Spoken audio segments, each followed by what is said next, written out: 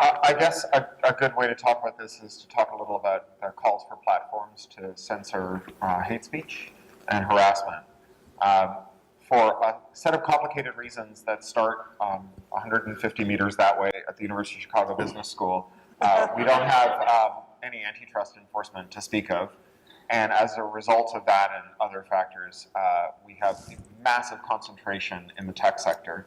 So even as the internet has become the forum in which every significant public discussion we have takes place, and where all collective action to address every social problem will start and will be undertaken, the private choices of an increasingly small number of firms have become much more salient to our public decisions. And there's a kind of sloppy version of the should the platforms conduct anti-harassment or other forms of bad speech policing, or shouldn't they, that says platforms aren't the government, the First Amendment only applies to government, therefore it's not censorship. And the place where those lines don't connect is that censorship is, the only form of censorship is not state censorship. There are other forms of censorship. Yes. And that government inaction, that is to say allowing concentration in a sector, in our communication sector,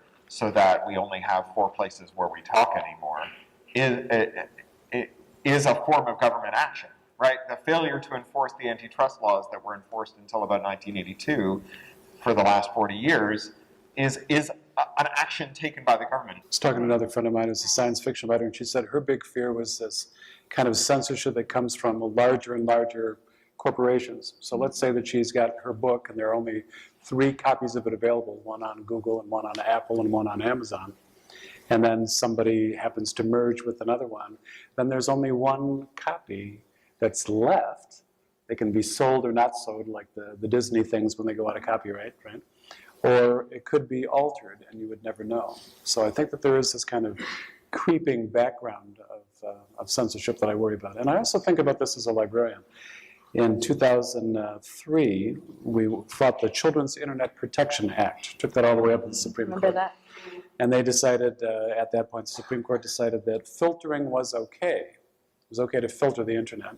And so if you took any public money for E-rate or telecommunications reimbursements from the government, they could require you to filter. Almost no one knows what's being filtered or why. Almost all of these companies are private companies. You have no idea to what extent the government has access to these things. Every search that you do runs through a filtering program acquired by the government. If I was the NSA, I'd be watching that stuff. I mean, it's not just the NSA. Those filtering companies are just war criminals. Their primary customers are repressive regimes in sub-Saharan Africa, Middle East, Asia. And then they repackage that and sell it to corporate America, schools and universities and libraries.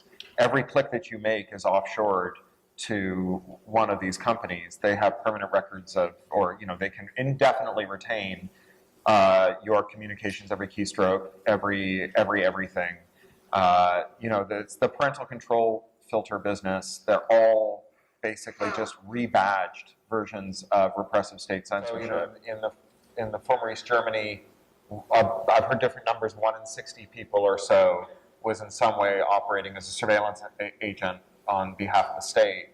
And that was at the peak in 1989. And they were arguably under-surveilling in the sense that they missed the fact that the wall was about to come down, right? If they'd done the right amount of surveillance, there'd still be a wall. And today, if we assume that everybody who has top secret clearance in America is working for the NSA on its mass surveillance project, the most charitable assumption we could make in terms of efficiency, the ratio of spied upon to spies is more like 1 in 10,000. So we've had a 2.5 order of magnitude increase in efficiency of mass surveillance in a generation, in 25 years. And for me, the answer to how we got that enormous productivity gain is that we pay for the surveillance, right? You pay for your phone, you pay for your internet connection, you voluntarily enter the data. You are the data entry clerk for your own surveillance file. And this is the missing link between people who say, well, what's more dangerous, state surveillance or corporate surveillance? They're not distinct, right? There would be no state surveillance if they had to foot the bill for it. There isn't enough money in all the world. And if we expect that states will ever rein in corporate surveillance, we have to first wean them off of the dependence on corporate surveillance to affect state security. And the way that that relates to contemporary censorship is that historic censorship was much less surveillant, or needn't have been as surveillant. You know, there was a time when Ulysses was banned in the United Kingdom. So you had to put all the publishers and booksellers on warning, on notice that they couldn't sell it or they'd face penalties, and you needed high penalties to deter them. You needed to open some parcels at the border and so on. But if you were to ban www.ulysses.com, the only way that you could affect that ban is by having a filter that looks at every URL you visit to make sure it's not Ulysses. So everything you do on the internet becomes a part of a potentially permanent record as part of the project of stopping you from looking at one thing on the internet.